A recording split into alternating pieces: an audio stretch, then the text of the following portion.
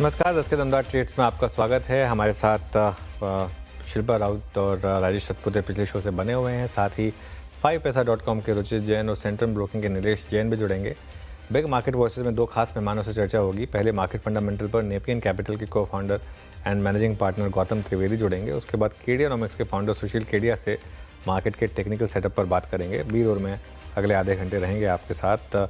और मार्केट पर एक बार नज़र डालते हैं। मार्केट ऑफ डेज लो, अब निफ्टी ग्रीन में आया। मिड कैप भी तैयारी कर रहा है ग्रीन में आने की। आज की पॉकेट ऑफ द डे है metals. Tata steel, JSW steel, Hindalco, सभी स्टॉक्स में अच्छी खासी रैली। टेक्निकली कोल इंडिया भी डे हाई पर है, हालांकि वो एक्स डिविडेंड गया है तो उसके लिए वो आपको रेड में दिखाई देगा, लेकिन वहाँ पर भी इस समय ग्रीन दिखाई देगा। आप मतलब टेक्निकली डे हाई पर दिखाई देगा स्टॉक। उसके अलावा ग्रासिम में अच्छा मोमेंटम है, ग्रासिम डे हाई पर आया। टाटा मोटर्स, बजाज ऑटो, ये कुछ और स्टॉक्स है जहाँ पर इस समय मोमेंटम है। नीचे क्या है निफ्टी में? अदानी पोर्ट्स करीब 2% नीचे, ट्रेंड 1% नीचे और आईटीसी करीब 1% नीचे। एफएनओ स्टॉक्स की जहाँ तक बात है, आज के टॉप गेनर्स में Tata steel, NMDC, Vodafone Idea, Manappuram finance, JSW steel, SAIL, ये कुछ स्टॉक्स, एस्ट्रल। और टॉप लूजर्स में एबीबी 3% नीचे, कॉनकॉर्ड 2.5% नीचे और एमसीएक्स करीब 0.25% नीचे। वीरू जी, ये अब तक का अगर आप देखिए सूरत हाल था। चलिए अब एक काम करते हैं, आपसे कॉल्स ले लेते हैं। नीलेश जी, गुड मॉर्निंग। आपके दो ट्रेड्स क्या रहेंगे इस वक्त के? गुड मॉर्निंग वीरेंद्र जी। देखिए, खरीदारी पर फोकस है और जिस हिसाब से मार्केट थोड़े ओवरसोल्ड है, स्टॉक स्पेसिफिक एक्शन यहाँ पे हम एक्सपेक्ट करके चल रहे हैं कि एक पुल बैक देखने को मिल सकता है। तो सबसे पहले वोल्टास, इस पर्टिकुलर स्टॉक में खरीदारी की सलाह है। कल के सेशन में in spite of weakness in the market यहाँ पे एक बुलिश कैंडल फॉर्म हुआ था, एक रिवर्सल कैंडल यहाँ पे फॉर्म होता हुआ नजर आया था। आज एक फॉलोअप मूव देख रहे हैं। यहाँ पे हम इस पुल बैक को एक्सपेक्ट करें कि कंटिन्यू हो 1720 से 1740 तक का पुल बैक हम एक्सपेक्ट करके चल रहे हैं, कंटिन्यू होता हुआ शायद यहाँ पे नजर आए। और स्टॉप लॉस रखना होगा 1660 का, 1660 की स्टॉप लॉस से वोल्टास को लॉन्ग करने की सलाह होगी 1720 और 1740 के टारगेट के लिए। इसके अलावा जो दूसरा स्टॉक रडार पर है वो है मेटल स्पेस में से हिंडाल्को। हिंडाल्को में हम यहाँ पे again similar pull back trade expect करके चल रहे हैं 700 से 710 की रेंज में। करंट लेवल पर लॉन्ग करके चल सकते हैं। 672 का स्टॉप लॉस रखना होगा एंड 700 से 710 के टारगेट के लिए हिंडाल्को भी लॉन्ग करके चलने की सलाह होगी। ओके, दो ट्रेड्स ये हो गए। Ruchit, good morning. आपके दो trades? Very good morning Virendra ji, very good morning to everyone. दो स्टॉक्स है, मेरी भी खरीदारी की साइड ही है। उसमें से एक डेफिनेटली मेटल्स है, जैसे आज मोमेंटम है, और एनएमडीसी में खरीदारी की सलाह है। सो प्राइमरी अगर with in the metal space compare करें तो पिछले कुछ दिनों में जो मार्केट्स में या मेटल स्टॉक्स में करेक्शन आया है प्राइस वाइज, उसमें एनएमडीसी ऐसा स्टॉक रहा है जहां पे प्राइस वाइज करेक्शन नहीं बट थोड़ा टाइम वाइज करेक्शन रहा है। तो करेक्टिव फेज के समय पे एक रिलेटिव आउट परफॉर्मेंस ये स्टॉक ने बताया ये सेक्टर में। सो अब जब अगर सेक्टर में कुछ पॉजिटिव मोमेंटम आता है, सो आई थिंक वहां पे एक आउट परफॉर्मर एनएमडीसी बन सकता है। तो करंट लेवल्स पे एनएमडीसी में 226 के स्टॉप लॉस के साथ खरीदारी की सलाह है, 242 के टारगेट्स के लिए। और भारत फोर्ज रहेगा जहां पे मेरा दूसरा स्टॉक है, यहाँ पे खरीदारी की सलाह है। सो यहाँ पे अगर मैं लोअर टाइम फ्रेम चार्ट देखूं 60 मिनट के चार्ट्स पे, तो वहां पे इन्वर्टेड हेड एंड शोल्डर्स का पैटर्न बना के उसका ब्रेकआउट आज के ट्रेडिंग सेशन में ये स्टॉक ने मिला है। सो एक अप मूव या एटलीस्ट एक पुल बैक मूव स्टॉक में एक्सपेक्ट की जा सकती है। 1390 के स्टॉप लॉस से भारत फौज में खरीदारी करे 1525 तक के टारगेट्स के लिए।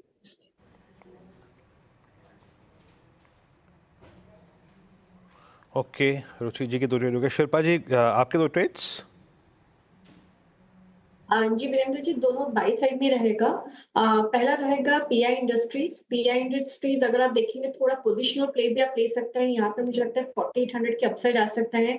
और डिक्लाइंस आप इसमें भी बाई कर सकते हैं 4450 तक भी। स्टॉप लॉस आप 4400 का ही रखिए and look for little positional targets of 4800। यहाँ पे बेस अच्छा है, रिस्क रिवॉर्ड फेवरेबल है। दूसरा मेरा रहेगा बाय आरती इंडस्ट्रीज में। आरती इंडस्ट्रीज भी 495 500 के बीच में एक अच्छा खासा बेस बना रहा है। तो यहाँ पे अगर सस्टेन होता है 490 के सपोर्ट से, आप इसमें लॉन्ग बने रह सकते हैं। यहाँ पे मुझे लगता है 535 से लेके 550 के भी लेवल्स आ सकते हैं। ओके, यहाँ पे आरती इंडस्ट्रीज पे एक बाय कॉल है आपका। कल ये कोलैप्स हो गया था स्टॉक, लेकिन आज थोड़ा सा स्टेबल नज़र आ रहा है। करीब के पीआई इंडस्ट्रीज पे आपके 4800 के टारगेट हैं। राजेश जी, आपके दो ट्रेड्स क्या रहेंगे? वीरेंद्र जी, देखिए दो ट्रेड होंगे, दोनों रिलीफ रैली प्ले है। मुझे लगता है आज थोड़ा रिलीफ रैली मिल रहा है अच्छा। सो देखिए, पहली बात क्या था, जब मैंने टाटा मोटर का ज़िक्र किया था, वो बाय था। तो अभी भी टाटा मोटर लॉन्ग है, लेकिन उसके साथ अभी जब नेक्स्ट लॉन्ग होगा, वो रहेगा मारुति। मुझे लगता है आज मारुति में रिलीफ रैली मिलेगी। 11,100 का एक स्ट्रिक्ट स्टॉप लॉस रखें और इंट्राडे प्ले करें। 11,600 से लेके 11,800, ये 2 टारगेट मारुति के होंगे। सेकंड बाय कॉल होगा इंडसइंड बैंक। मुझे लगता है इंडसइंड बैंक में अच्छा रिलीफ मिल रहा है, 1,090 के आसपास है। बाय करें, स्टॉप लॉस रखें 1,070 का, और इसका जो टारगेट होना चाहिए वो रहेगा 1140 का। शिल्पा जी, आपने दोनों केमिकल स्टॉक्स लिए, कोई और क्या यहाँ पर आपको लग रहा है एक सेक्टर, जैसे मेटल्स में तेजी आ रही है, थोड़ा सेक्टोरल तेजी भी दिख रही है क्या यहाँ पर? जी, अगर आप देखेंगे तो केमिकल फर्टिलाइजर्स दोनों में आज थोड़ा-सा एक स्टेबिलिटी है, बीट चंबल फर्टिलाइजर, चाहे वो पीआई इंडस्ट्रीज हो, चाहे आरती, तो मुझे लगता है कि काफ़ी फॉल आउट है। अगर थोड़ा-सा भी ये रिलीफ रैली हम लोग प्ले कर रहे हैं, तो इसमें मुझे लगता है कि ये लोग बहुत करीब है अपने सपोर्ट लेवल्स के, तो रिस्क रिवॉर्ड फेवरेबल ट्रेड बन जाता है, तो क्विक एक अपसाइड आपको आ सकता है। ओके, चलिए अब चलते हैं। हमारे साथ नेपियन कैपिटल के को फाउंडर और मैनेजिंग पार्टनर गौतम त्रिवेदी जुड़े हैं। गौतम जी इंडस्ट्री में 25 साल से ज़्यादा का अनुभव रखते हैं। Religare, capital markets, Goldman, DSP Merrill Lynch, CLSA जैसी संस्थाओं के साथ इन्होंने काम किया है। इनसे समझते हैं कि मार्केट में इस समय अब क्या रणनीति बनाया जाए। Gautam ji, good morning. एक सवाल जिसका जवाब मिल नहीं रहा है, मार्केट गिर क्यों रहा है इस तरीके से? और शायद पहली बार हमने पिछले 4 साल में इस तरीके की करेक्शन देखी है, तो ये सवाल ऑब्वियसली कई लोगों के दिमाग में है भी, स्पेशली क्योंकि बहुत लोगों ने पिछले 4 साल में सबसे ज़्यादा इन्वेस्टमेंट किए हैं। आपका क्या व्यू है? कि ये सवाल आप मैं सिर्फ अनुज आपकी बात नहीं कर रहा हूँ, लेकिन पूरे मार्केट या पूरे मीडिया और मार्केट दोनों को जुड़ा के मैं पूछ रहा हूँ कि ये सवाल किसी ने किया नहीं जब मार्केट बढ़ रहा था। जब करेक्शन का टाइम आ गया तो लोग बोल रहे हैं कि भाई ये मार्केट करेक्ट क्यों हो रहा है, ये लगातार ऊपर ही जाना चाहिए।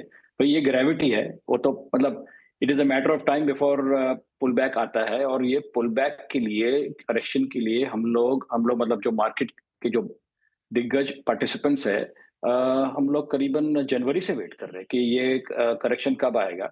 और जिस तरह से डोमेस्टिक फ्लोज म्यूचुअल फंड्स में आ रहे थे, उसकी वजह से करेक्शन नहीं हो रहा था। मुझे लगता है कि जब एफआईज को एक मौका मिल गया कि दूसरी कंट्री में निवेश कर सकते हैं, आई चाइना, उसकी वजह से मुझे लगता है कि ये जो फॉरेनर्स का सेलिंग आ गया है, उसकी वजह से मार्केट में करेक्शन आ चुका है। ओके अच्छा, सर नमस्कार, वीरेंद्र बोल रहा हूँ दिल्ली स्टूडियो से। अभी करेक्शन तो स्टार्ट हुआ और काफ़ी समय से ड्यू भी था, बट ये सर एग्जैक्टली जिस प्रकार की इवेंट लाइंड अप है, मतलब अब यक्ष प्रश्न यही उठता है कि ये थमेगी कहाँ पे, एक लॉजिकल सपोर्ट पॉइंट या फिर इवेंट्स क्या होंगे। अब यूएस के इलेक्शंस, हमारे स्टेट इलेक्शंस, महाराष्ट्र उसमें काफ़ी महत्वपूर्ण है, ये अगला अर्निंग सीजन, या फिर उससे भी महत्वपूर्ण बात ये है कि शायद जब तक भारत में कोई रेट कट साइकिल प्रारंभ ना हो, शायद तब तक कोई रिवर्सल ना आए। आपको क्या लगता है, मीन इवेंट्स जो कि बाजार को पॉसिबली एक सपोर्ट दे सकते हैं? मुझे लगता है सबसे बड़ा इवेंट तो यही है कि अर्निंग्स, और अर्निंग्स की वजह से मुझे लगता है कि जो इंस्टीट्यूशनल इन्वेस्टर्स है वो थोड़ा पॉज लेंगे in terms of putting more money to work in the market. लेकिन जिस तरह से रिटेल फ्लोज आ रहे हैं, और जो अभी एक रिसेंट आंकड़ा जो मैंने देखा है कि करीबन 7 या 8 या 10 साल पहले total all Indian house holds of उनकी जो पूंजी है इक्विटी मार्केट्स में जब थी, रादर करीबन 2 या 2.5%, अब हो गई है जस्ट लेस देन 6%। तो 6% के नीचे से मतलब it has more than doubled पिछले 7 या 8 सालों में। मुझे लगता है कि ये जो कल्चर, स्टॉक मार्केट का कल्चर है जो इंडिया में फैल रहा है, मुझे लगता है वो अभी इसकी वजह से, मार्केट की गिरावट की वजह से भी कमजोर नहीं होने वाला है। मुझे लगता है कि वो पैसा लगातार आता रहेगा। ये इसका ये मतलब नहीं कि हर महीने 30 या 35 हजार करोड़ नेट इन्वेस्टमेंट निवेश आएगा। शायद वो कम हो जाए, 20 या 25 भी हो जाए, लेकिन वो पैसा लगातार आता ही रहेगा। मुझे उसमें कोई रुकावट नहीं लग रही है। That is point number 1। Point number 2, मैंने जो बताया कि अर्निंग्स में इंस्टीट्यूशनल इन्वेस्टर्स थोड़े पॉज लेंगे, लेकिन रिटेल इन्वेस्टर्स में मुझे नहीं लगता है कि there will be any slow down. और तीसरी बात यह है कि मुझे लगता है कि जो चाइना जिन्होंने करीबन 1.5 महीने पहले बड़ी अनाउंसमेंट की थी चाइनीज सरकार ने, लेकिन उसके बाद जो फॉलो थ्रू आया चाइनीज सरकार का, कुछ एग्जैक्ट डिसिसिव फॉलो थ्रू आप तक आया नहीं है। और ये इवेंट शायद मार्केट में और भी गिरावट ला सकती है the day they announce a major decisive trigger कि भाई हम लोग चाइनीज रियल एस्टेट मार्केट के लिए ये स्टेप्स ले रहे हैं, या इकोनॉमी को बूस्ट करने के लिए हम लोग 1 2 3 4 स्टेप्स ले रहे हैं। वो जो अनाउंस हो जाए, मुझे लगता है और भी पैसा चाइना में जा सकता है, और उसकी वजह से जो फॉरेनर्स का सेलिंग आया है, आप देखिए अक्टूबर के महीने में करीबन 1,10,000 करोड़ का नेट सेलिंग बाय एफपीआईज हुआ है। और जो इंडिया का जो पूरा मार्केट कैप में देखें तो इट इज ओनली 0.2%, मतलब इतना कम है। तो ये और सेलिंग आ सकता है, शायद आ भी सकता है इफ चाइनीज गवर्नमेंट, जो चाइना की सरकार है, जो डिसिसिव स्टेप्स अनाउंस करे कि हम लोग ये स्टेप्स लेने वाले हैं रिगार्डिंग बूस्टिंग द इकोनॉमी, तो मुझे लगता है यहाँ पे और भी गिरावट आ सकती है। ओके। अच्छा, तो अब इस गिरावट में खरीदारी के मौके कहाँ ढूंढें आप? यहाँ पर कहाँ इस समय पैसा लगा रहे हैं? गुड क्वेश्चन अनुज। इसमें क्या है कि हम लोग 1100 top 1100 stocks bye market cap, उसकी स्क्रीन्स हर हफ्ते हर 10 दिन हम लोग रन करते हैं हमारे ऑफिस में, और हम लोग वहीं देखते हैं कि कितने स्टॉक्स कितने गिरे हुए हैं। और मैं आपको बताऊं कि करीबन मिड सितंबर में जब हमने ये स्क्रीन रन की थी, तो 1100 स्टॉक्स में से करीबन हमने 430 से 425 स्टॉक्स ऐसे थे which had fallen 20% or more from the respective 52 week highs। वो 430 स्टॉक्स अब हो गए 750। तो मतलब अपॉर्चुनिटी सेट बढ़ रही है।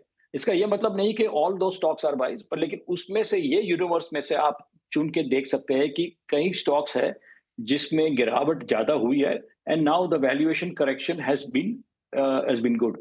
बिकॉज सवाल यही पैदा होता है ना कि जब हम स्टॉक्स देखते हैं, हमारे यहाँ ऑफिस में भी कई प्रमोटर आते हैं उनके QIP के लिए या उनके ब्लॉक के लिए, या पी का ब्लॉक हो सकता है। और जब हम स्टॉक देखते हैं, स्टॉक प्राइस देखते हैं, लगता है कि पिछले 3 सालों में स्टॉक 10 गुना हो गया है। अभी 10 गुना हो गया, उसके बाद जो 20% करेक्शन आए, ये तो कुछ बड़ा करेक्शन नहीं है, बट ऐसे कई स्टॉक्स है जो पिछले 3 या 4 सालों में चले ही नहीं है। प्राइवेट सेक्टर बैंक्स को आप देख लो फॉर एग्जाम्पल। तो यहाँ पे अपॉर्चुनिटी सेट है, और मुझे लगता है कि लोगों को भी ये जो 750 स्टॉक्स है जो जिनमें मैक्सिमम गिरावट आई है, they should focus on that. Okay. अच्छा गौतम सर, कल से ना इस कार्यक्रम में, इस मंच पे बहुत ज़्यादा बातें हो रही हैं जो पिछले मतलब आप 6 महीने में कैपेक्स की फिगर डाउन हुई है प्राइवेट साइड पे, सरकार के साइड पे, उसको लेके थोड़ा सा जो विश्लेषक थे, जो मार्केट पार्टिसिपेंट्स थे या फिर एनालिस्ट थे, वो थोड़ा चिंतित नज़र आए। आपका सर कैपिटल गुड्स पे टेक क्या है इस वक्त, और स्पेशली मुझे लगता है कंपैरिजन में the kind of price swing we have seen? देखिए, पिछले 4 सालों से प्राइवेट सेक्टर कैपेक्स आएगा, प्राइवेट सेक्टर कैपेक्स आएगा, प्राइवेट सेक्टर कैपेक्स आएगा, वो डंडेरा लोग पीट रहे थे। और मुझे लगता है कि ये private sector capex outside of the top 10 industrial houses, Adani हो, रिलायंस हो, GSW ग्रुप हो, ये जो टॉप 10 ग्रुप्स है उसकी अनाउंसमेंट हम सुन रहे हैं। अल्ट्राटेक सीमेंट हो, मतलब सीमेंट क्षेत्र में of course there has been lot of capex announcements, but outside of that, और जो हम देखें GCCs है, जो इंडिया में ये पूरा नया फिनोमिनन है, पिछले 10 सालों में ग्लोबल कैपेबिलिटी सेंटर्स आ गए हैं। फिर PLI स्कीम्स है, ये जो 4-5 क्षेत्र है, वहां पे मैक्सिमम कैपेक्स हो रहा है, लेकिन जो बड़ी कैपेक्स की गुंजाइश थी वो नहीं हो रही अब तक। That is 1। 2, आप देखिए पिछले 4 सालों में जो मार्केट में जो इंडिविजुअल स्टॉक्स में या सेक्टर्स में which have done the best, they are related to B2G, मतलब बिजनेस टू गवर्नमेंट क्षेत्र है, जहां पे उन्होंने जो इस government has been the biggest spender. Capex जो है जेन्युइन हो रहा है पिछले 4 सालों में, वो सरकार के बल पर हो रहा है। प्राइवेट सेक्टर अभी भी कमजोर है, और ये प्राइवेट सेक्टर कैपेक्स तभी आगे बढ़ेगा जब यूटिलाइजेशन लेवल्स गो टू 80-85%। आज की तारीख में मुझे अभी भी संभावना नहीं लग रही है। और आम आप पिछले अपने फर्स्ट हाफ के भी रिजल्ट्स देखें, लास्ट ये करंट क्वार्टर के भी रिजल्ट्स देखें, तो मुझे लगता नहीं है कि there is confidence to put on more capex until you don't see a improvement in the overall economic growth. Okay, चलिए गौतम जी, बहुत बहुत शुक्रिया आज हमारे साथ जुड़ने के लिए और हमसे बात करने के लिए। आपको ऑल द बेस्ट आगे के लिए। चलिए आगे बढ़ते हैं और अब थोड़ा सा मार्केट का एक टेक्निकल सेटअप डिस्कस किया जाए। और ये पहले एक बार मार्केट का रुख करते हैं ज़रा। एक बार निफ्टी इस समय करीब करीब 15 पॉइंट नीचे और बैंक निफ्टी करीब करीब 3 पॉइंट नीचे। अब हमारे साथ कीड़ेनॉमिक्स के फाउंडर सुशील कीड़े जुड़े हैं, उनसे समझते हैं कि इस समय मार्केट में क्या ट्रेड लेना है। Sushil ji, good morning. ये करेक्शन कब खत्म होगा आपके हिसाब से? क्या ये 23,500 23,600 तक का मामला है या उससे ज़्यादा बड़ा मामला है? तो अभी आप बात कर रहे हैं निफ्टी की, तो मैं उसका उत्तर निफ्टी में दूंगा। पर हालांकि बहुत से ऐसे स्टॉक्स हैं जिनका करेक्शन खत्म हो चुका है, जिनकी अप ट्रेंड बड़े जोर से शुरू भी हो चुकी है, तो हम उन पे भी आएंगे। पर जब तक निफ्टी की बात करें, अगर पीसीआर कृपया इस चार्ट को दिखा दे जो हमारे स्क्रीन पर है, और बड़ी रोचक चार्ट है, इस बार इसको देखना जरूरी है। पीसीआर, आपसे रिक्वेस्ट है इस चार्ट को दिखाइए जरा स्क्रीन पर हमारे जो है। हाँ, देखिए ये जो गिरती हुई ब्लू रेखा है, जिस दिन हम इसके ऊपर जाके बंद हो जाएंगे तो हम कह देंगे कि भैया डाउन ट्रेंड खत्म हो गया, मंदी काटो। परंतु जो क्लासिकल चार्ट पैटर्न्स के पुजारी लोग हैं, वो बड़ा मजा ले लेके देख रहे हैं कि यहाँ हेड एंड शोल्डर तो नहीं बन रहा है। लेफ्ट साइड में शोल्डर, यहाँ राइट साइड में शोल्डर, यहाँ हेड। और अनुज, आपका मेरा हेड एंड शोल्डर को लेके कई बार माथा फूट चुका है, तो ये बड़ा माथा फोड़ी का पैटर्न है एक्चुअली। और इसलिए हेड एंड शोल्डर का भी निगेशन कब होगा? जब 24,880 के ऊपर चला जाए। तो अगर कल परसों में 24,230-40 के ऊपर चला जाए तो मंदी काट लेंगे। 24,880 के ऊपर जिस दिन चला जाएगा उस दिन बेशरम तेजी करेंगे। जब तक 24,880 के ऊपर नहीं जाएगा, सिलेक्टिव होकर स्टॉक स्पेसिफिक तेजी करेंगे। चलिए स्टॉक्स पे भी आऊँगा मैं, लेकिन एक बार सिंस निफ्टी की बात हो गई, निफ्टी बैंक की बात हो जाए, जो थोड़ा रिलेटिवली एक आउट परफॉर्मर रहा है, जो अपने अक्टूबर लोज को अभी भी बचा रहा है। तो देखो, बैंक निफ्टी के लिए तो गाना वो बनता है, तुम जो इतना मुस्कुरा रहे हो, क्या गम है जिसको छिपा रहे हो। तो लास्ट वीक में जिस तरह की स्ट्रॉन्ग रैलीज ने दिखा दी एक फेक स्ट्रेंथ, और फिर ये डुबडुब हो गया। तो लॉन्गर रन में तो जो लार्ज बैंक्स की दुर्गति दिखती है चार्ट्स पे, लॉन्गर रन में, इन द शॉर्ट रन वो थोड़ा सा इठला रहे हैं। हो सकता है एक बार वापस 53,000 हो जाए। तो अगर निफ्टी का बॉटम बन के घूमा बाजार और निफ्टी 25,500 के ऊपर निकल जाएगी, बैंक निफ्टी हो सकता है 5300 के भी, 53,000 के भी ऊपर न जाए। अभी फिलहाल ये पिक्चर है। तो हर एक सेक्टर में अनुज, कुछ स्पेसिफिक ऐसे स्टॉक्स हैं जिनकी अभी भी बुरी तरह धुलाई होनी बाकी है, और हर एक सेक्टर में कुछ स्टॉक्स ऐसे हैं जिनमें अब लेके बहुत बड़ा पैसा बन सकता है। तो सेक्टोरल इंडेक्स को या सिर्फ मार्केट के इंडेक्स को देखने में दोनों तरफ तेजी मंदी की बड़ी चालें छूट सकती है। बहुत बड़ी बड़ी चाल इंडिविजुअल स्टॉक्स में, इवन बैंक्स में। मेरे को यहां से पंजाब नेशनल बैंक लेके 80% कमाने में जोर नहीं आएगा, ऐसा लगता है। 3 से 5 महीने में 180 का भाव पीएनबी हो जाए और एचडीएफसी बैंक और आईसीआईसीआई बैंक में दुर्गति हो जाए लेने वालों की, ये दोनों बातें पॉसिबल है। ओके, तो चलिए क्योंकि आपका व्यू इतना थोड़ा सा पॉजिटिव लग रहा है, कुछ स्टॉक स्पेसिफिक चर्चा हो जाए। वैसे दिवाली बीत चुकी है, लेकिन अगर कोई रॉकेट शेयर चुनना हो आपको तो कौन सा होगा इस समय?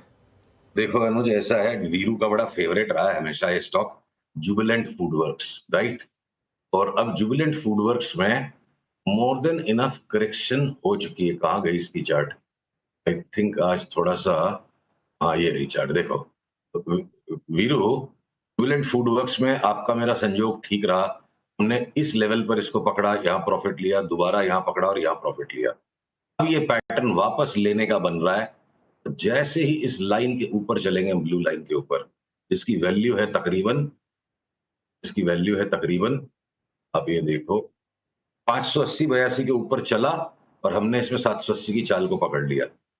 580 के ऊपर जाते 780 करीब करीब मैं 40% मुनाफे की चाल को पकड़ूंगा। 780 भी क्यों, 800 हो गया करीब। हाँ, तो 40% का मूव एक लगता है अगले बाउंड में, जहां 580 के ऊपर चला। जुबिलेंट फूडवर्क्स को आप ऐड कर दो। अच्छा अनुज, जो आईटी के स्टॉक्स में जरा लोगों को कंफ्यूजन बना हुआ है कि ये क्या आईटी की बातें करता है, मंदी की बात करता है, तेजी की बात करता है, तो स्पष्ट कर दूं, इन्फोसिस, एचसीएल टेक और टेक महिंद्रा को कूट कूट के भी पिटाई होना बाकी है, तो इठला रहे हैं। वो पिटाई एलटीआईएम में हो चुकी है। अब यहां से वापस एलटीआई में 6,800 6,700 800 तक का भाव आ सकता है। एलटीटीएस की पिटाई हो चुकी है, एलटीटीएस लेना है, इन्फोसिस को पीटो और एलटीटीएस और एलटीआईएम को ले लो, तो सेक्टर्स के अंदर में भी रोटेशन है। एम्फेसिस, बीएफएल, जिसमें हमने बहुत बड़ा भयंकर मल्टी बैगर कॉल निकाला था अनुज, ये लेवल से ये स्टॉक ऑफ द ईयर और स्टॉक ऑफ नेक्स्ट 2 इयर्स हो सकता है। यहां से लेके एक राउंड हम प्रॉफिट करके निकल गए। अब जिस दिन भी ये पैटर्न के ऊपर ये चल पड़ेगा, हम वापस इसको लेंगे, जैसे 3177 के ऊपर जाएगा हम फिर डबल करेंगे और इसको 3800 4000 की चाल के लिए खेलेंगे। तो हर एक सेक्टर में अनुज अलग अलग स्टॉक्स अलग अलग धूरी पे चल रहे हैं। एनबीएफसीज में जम के कुटाई हो जाएगी, ये बात अपनी हुई थी। अभी चोला को ले लो, मुथूट को ले लो, मन्नापुरम को ले लो, वो ट्रोलर सारे गायब हो गए, मुंह से आवाज नहीं निकल रही है कोई के। तब इनमें भी एक शॉर्ट टर्म ट्रेडिंग बॉटम बनेगा।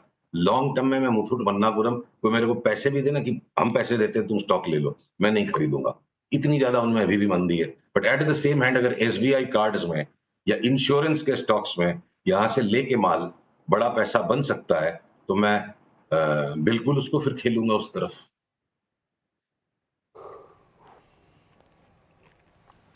ओके अच्छा सुशील जी, एक स्पेस और जहां से जिसकी गिरावट के साथ ही इस पूरे बाजार का क्रैक शुरू हुआ, निफ्टी एफएमसीजी को देखिए, एफएमसीजी स्टॉक्स को देखिए, जब इनके क्वार्टरली अपडेट्स आए थे तभी से गिरावट शुरू हो गई थी। एफएमसीजी में जो प्राइस डैमेज हुआ उस पर आपका टेक, अभी भी यहाँ पे शॉर्टिंग के विकल्प अगर कोई है तो वो कौन से हैं?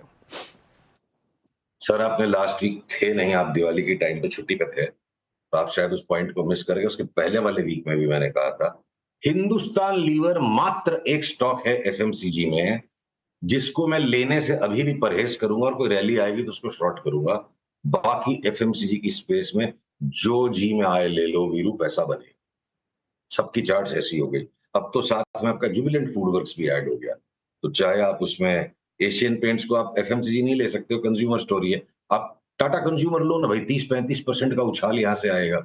सारे दिन निफ्टी के साथ ऑब्सेस्ड होके मतलब क्या है? 2 महीने 2.5 महीने के व्यू से टाटा कंज्यूमर ले लो, 3 महीने के व्यू से आप जुबिलेंट फूडवर्क्स ले लो। सिर्फ एक लीवर की चार्ट में मेरे को परहेज है, बाकी एफएमसीजी में जो ले लो पैसा बनेगा, ऐसे ऐसी सबकी चार्ट्स पोजिशन है। जो करेक्शन होना था हो गया। भले नेस्ले ब्रिटानिया में 15-17% से ज्यादा नहीं मिलेगा, पर वो स्टॉक्स वॉलेटाइल भी ज्यादा हैं, इसलिए हम उनको नहीं लेंगे। पर अगर कोई मेरी कॉलर पकड़ के बोले कि ये डिप्लोमेटिक बात अलाउड नहीं है, ब्रिटानिया नेस्ले भी बोलता हूँ, बोलूंगा लेके पैसा बनेगा, बेच के नहीं बनेगा। अच्छा, ये अर्निंग्स के बाद एलएनटी में एक मूव आया था सुशील जी, एलएनटी बड़ा अच्छा भागा लेकिन फिर वो भी कोलैप्स हो रहा है। अब आप देखिए एबीबी, सिमेंस, कमिंस, एलएनटी पर आपका टेक या फिर कैपिटल गुड्स पर आपका टेक? ये एलएनटी और कैपिटल गुड्स की दोनों की चार्ट्स थोड़ा अलग अलग बिहेव कर रही है। एलएनटी में हमने अपना अंदरूनी जो व्यू डिस्कस किया हुआ है, वो मैं आपको पूरा हमारा expected path of movement plot बता दूं। मेरे को लगता है एलएनटी यहां तक जाके फिर वापस यहाँ आए, फिर यहाँ आए, इस तरह थोड़ा टाइम पास करे पूरे बाकी के साल भर, और ये बेस कंप्लीट होने के बाद 2025 में एलएनटी बड़ी तेजी दे। एलएनटी में बड़ी तेजी के लिए अभी 3 महीने आपको, 2-3 महीने आपको थोड़ी उठापटक को झेलना पड़ सकता है। और बाकी एबीबी, सीमेंस वगैरह में जो कंसेंसस बन गया है कि अर्निंग्स का एब्सेंस है, ये है, वो है, नहीं चलेंगे, ये जो लास्ट हताशा जो है ना, भाव की जो लास्ट आखिरी हताशा है, ये सारी चार्ट सीमेंस वगैरह की ये देखिए, ए वेव था, बी वेव है, लास्ट का सी वेव बन रहा है। 1-2-3 दिन जितना भी इसको गिरना है गिरने दीजिए। यहाँ भी अब लास्ट की छेली चाल में हाथी निकल गया दरवाजे में से, मैं उसकी पूंछ को पकड़ के मंदी नहीं करूंगा। और 1-2 दिन जो भी होना है इनको होने दीजिए। और गवर्नमेंट के साइड पे नंबर्स आ गए, वो आ गए, उसके लिए वो पहले यहाँ बेचना चाहिए था। फोरसाइट पे काम होगा। तो चार्ट की फोरसाइट जो है वे कह रही क्या पता यहाँ आए नहीं आए, जब भी इस ब्लू लाइन के ऊपर जाएगा, जब भी ट्रेंड रिवर्सल मेरे को मिलेगा, मैं इसको नए हाई के लिए खेलूंगा। नया हाई भी क्या, पिछले हाई से काफी ज्यादा ऊपर। एबीबी हो, सीमेंस हो, और इनमें तीनों में सबसे बेस्ट बेट मेरे को लगता है कमिंस की चार्ट है। कुछ स्टॉक्स जो काफ़ी हाई से अब करेक्ट हो रहे हैं, ट्रेंट हो गया, टाटा मोटर्स हो गया, यहाँ पर क्या व्यू बनेगा अब सुशील जी? टाटा मोटर्स पे देखिए, चाहे कोई ट्रोल कर ले, चाहे फांसी की सजा दे दे, तो हमने तो भक्ति चार्ट की करी है, हम दिमाग लगाएंगे नहीं। ऊपर वाली ब्लू लाइन टाटा मोटर्स में टूटते के साथ ना, हमने अपने क्लाइंट्स को ये सलाह दी हुई है डिटेल में कि हमने लूट मचानी है। क्या मचाना है? लूट मचानी है टाटा मोटर्स में। उसका जस्टिफिकेशन कैसे आएगा? तो 60 रुपए में टाटा मोटर्स को लोगों ने बीआईएफआर में भेज दिया था। तो वहां पे भी जब 600 रुपए का कॉल आया था 60 रुपए पे 2020 में, तब आप और मैं टीवी 18 पे इस बात की टेस कर चुके हैं। आपको बड़ा हास्यास्पद सा लग रहा था उस टाइम कॉल, क्योंकि पढ़े लिखे आदमी को अपने इंटेलेक्ट को सस्पेंड करना पड़ेगा। मोहब्बत में, जंग में और मार्केट में, मतलब महबूब की जिम्मेदारी है वो अपनी महबूबा की सुने, अपना दिमाग ना लगाए उसके साथ। तो मेरे को लगता है टाटा मोटर्स की अगली चाल 1250 तो बिल्कुल है। और अगर माहौल बन गया, ये थोड़ी सी ट्रोल्स को इनवाइट करने के लिए कि थोड़ी चहल मचे इस पे, देखते हैं कितनी भर्त्सना होती है। 1250 तो बिल्कुल स्पष्ट है, और 1250 के ऊपर भी निकल गया तो क्या पता हम 1250 पे जाके 1600 की चाल दे दें। टाटा मोटर्स तो बिल्कुल लूट मचा के लेना है। मेरे हिसाब से ऑटो में एकमात्र स्टॉक है, ये बाकी सारे ऑटो स्टॉक से पहले पूरा करेक्ट हो गया और टाटा मोटर्स में हमने लूट मचा ली। चलिए सुशील जी, बहुत बहुत शुक्रिया, आप इस आज की बातचीत में शामिल हुए, सभी स्टॉक्स पे, इंडस्ट्रीज पे अपनी राय रखी आपने, बहुत बहुत शुक्रिया। निफ्टी आपकी स्क्रीन पे 23970। निफ्टी बैंक एक बार फिर से उस 100 डे की ट्रजेक्टरी को थोड़ा सा सिक्योर करने की कोशिश कर रहा है। 51,239 जाते जाते एक ट्रिक और ऐड कर लेते हैं यहाँ पे। नीलेश, एक बार जरा आज के अगर आप गेनर्स को देखें जिसमें मेटल्स की बहुत स्ट्रॉन्ग प्रेजेंस है, अभी आपको एक इंट्राडे में कोई ट्रेड, अच्छा मेरे ख्याल से नीलेश है नहीं, एक काम करते हैं, अभी इस कार्यक्रम को अभी ही विराम देते हैं। और निफ्टी वोलेटाइल है but with in a range, मेरे ख्याल से 23,900 और करीब करीब 24,000 20-30 के बीच में काफ़ी वोलेटाइल। और यही कुछ अगर आप देखें क्रम जो है वो निफ्टी बैंक का है। निफ्टी आईटी बहुत ही रेस्ट्रिक्टेड लॉसेस के साथ आज ट्रेड करता हुआ, it's down about I think 136 point. एक ब्रेक, और ब्रेक के बाद ट्रेडर्स हॉटलाइन, मैं और कंचन ट्रेडर्स हॉटलाइन लेके आएंगे, आपके कुछ प्रश्नों के उत्तर जुटाएंगे छोटे से ब्रेक के बाद।